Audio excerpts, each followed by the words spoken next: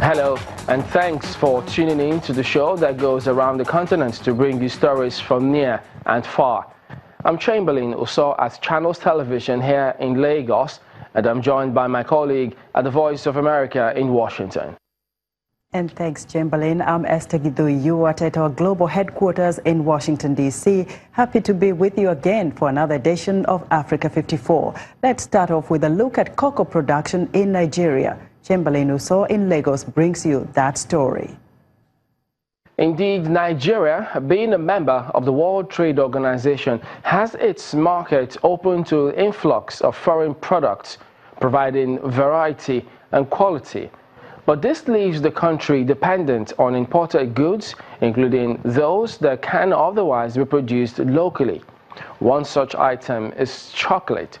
Our report shows efforts by some state governments and entrepreneurs to go beyond planting and exporting cocoa to producing Nigerian-made chocolate. Take a look at the report. If a cocoa pod had the choice of where to offer its highest value, it would probably pick its source.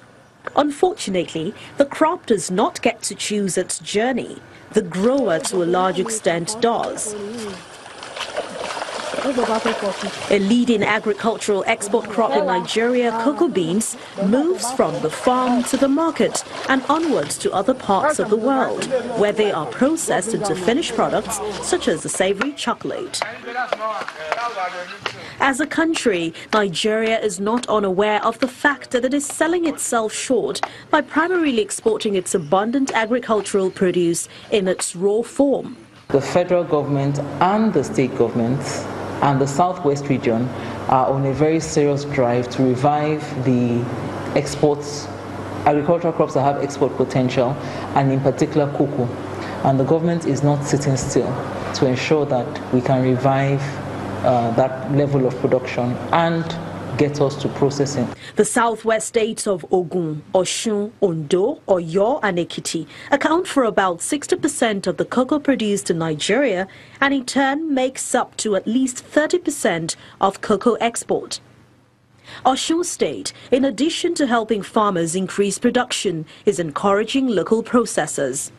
What Osun State is trying to do is that we are trying to encourage local processors by offering them land at no cost, trying to give them tax holiday so that people will be encouraged. Cross River State in the South-South region is putting up a 3,000 metric ton cocoa processing factory with a target of increasing to 35,000 per annum.